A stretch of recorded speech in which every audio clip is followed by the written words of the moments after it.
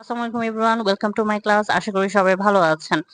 আজকে আমরা আপনাদের ভোকাব স্কিল টেস্ট করব। তো 10টা কোশ্চেন থাকবে।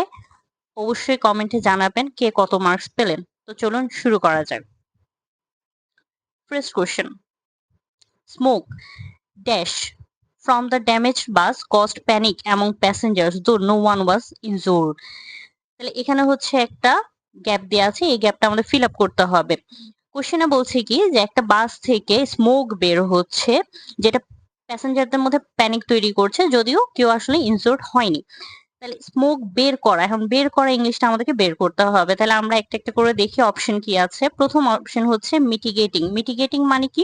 মিটিগেটিং মানে হচ্ছে কোনো কিছু এলিভিয়েট করা, হ্যাঁ, বা প্রশমন করা।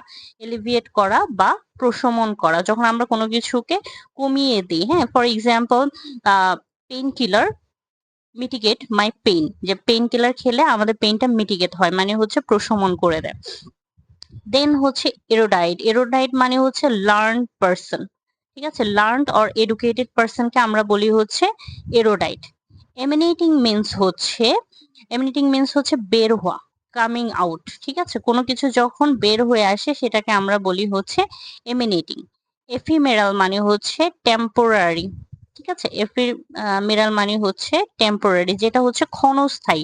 এগুলো সব আমি পার্ট 2, আমাদের ক্লাস 2 নাম্বারে সবগুলোর ওয়ার্ড মিনিং এর মিনিং পড়ানো হয়েছে।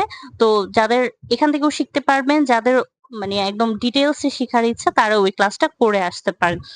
তো দেখেন এখানে তাহলে আমরা অ্যান্সারটা কি হবে, 1 নাম্বারের আমরা সবগুলোর অপশনের মিনিং জেনে গেছি। সো অ্যান্সার হবে আমার এমিনেটিং, ঠিক আছে। বের হওয়া, এমিনেটিং মানে হচ্ছে বের হওয়া।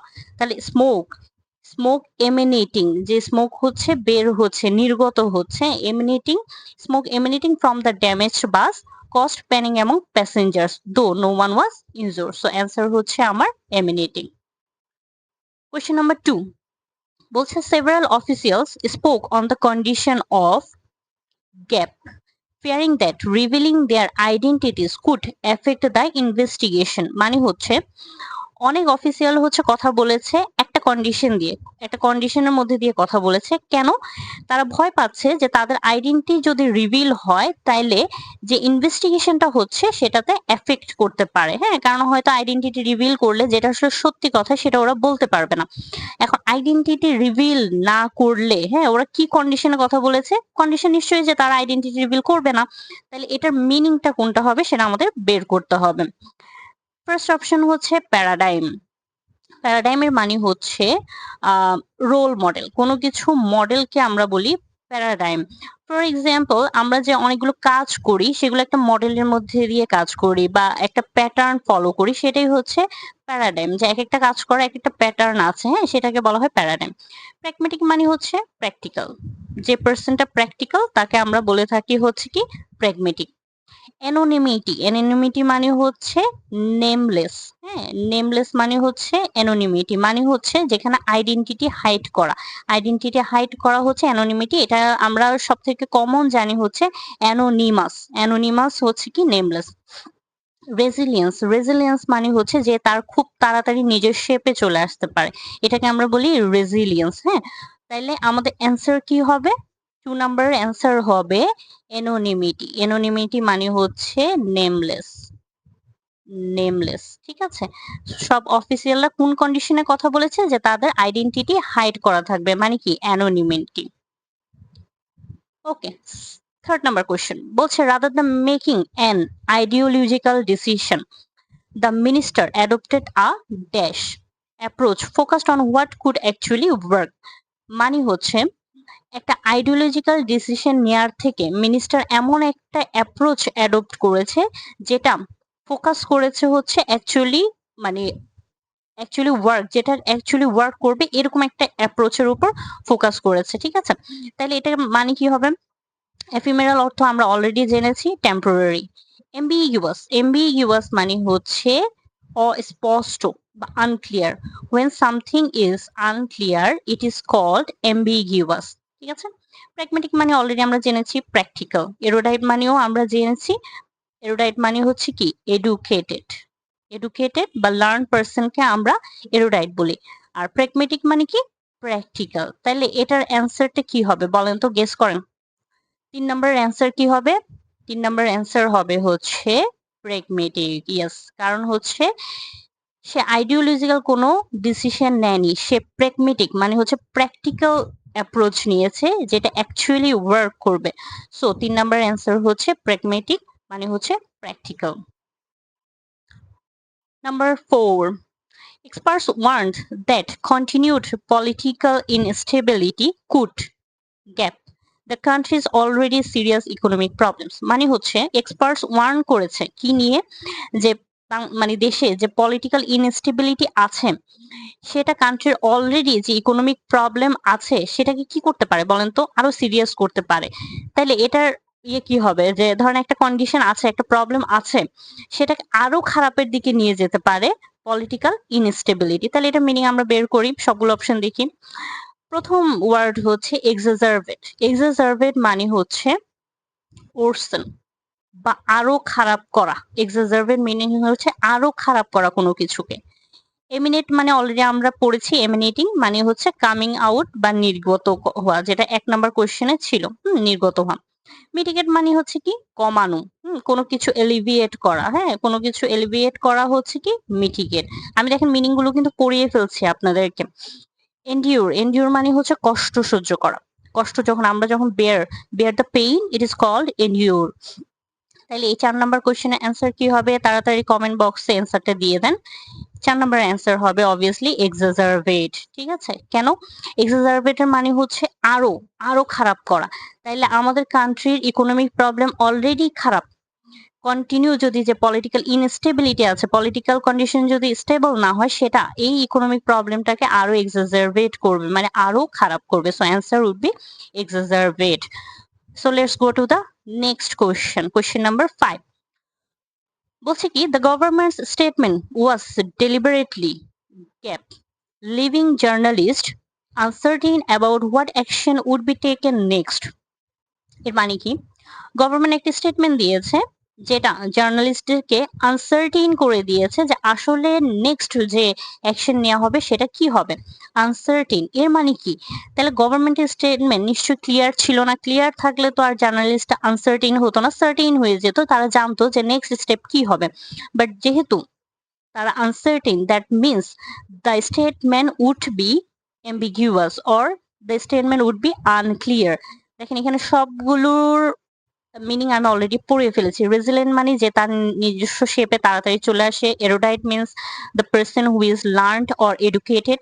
Pragmatic means the person who is practical. And ambiguous means something which is unclear. ঠিক আছে, সো অ্যান্সার উড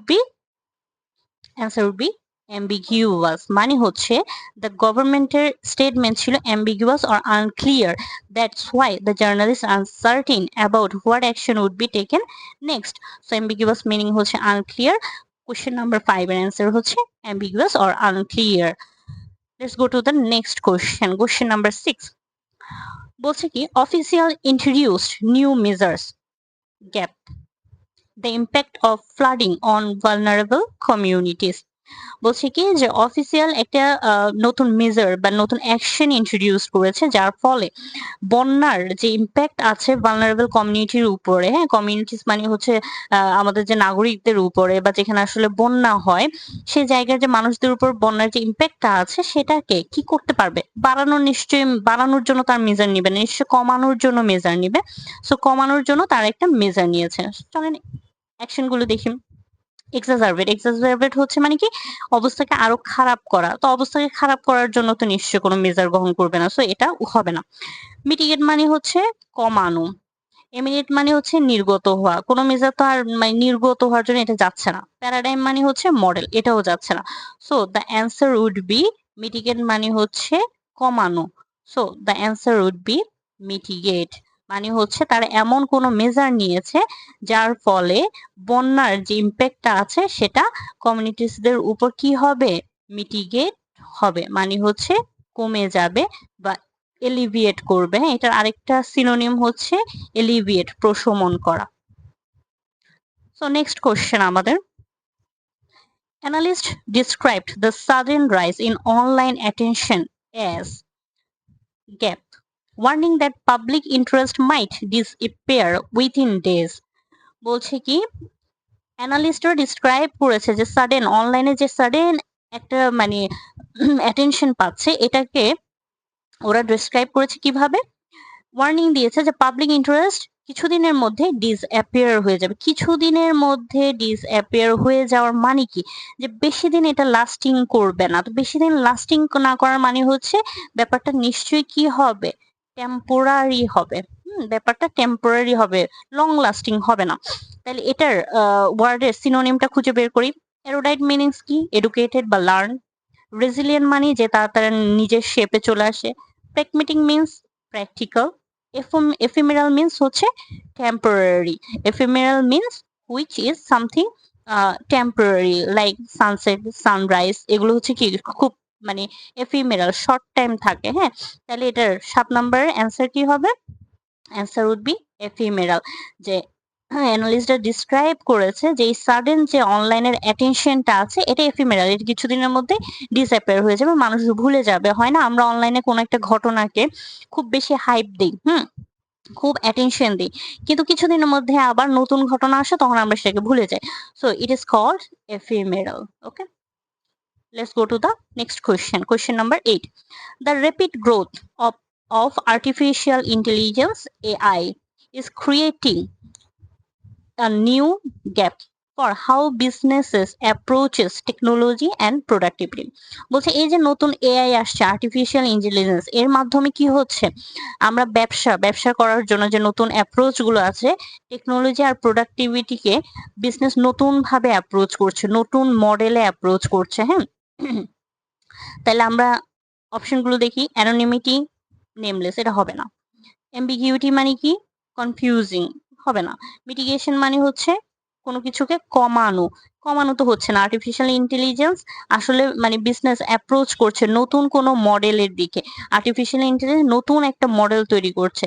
তাহলে আমরা জানি কি প্যারাডাইমের মিনিং হচ্ছে নিউ মডেল। ঠিক আছে, so the answer of the question 8 should be paradigm.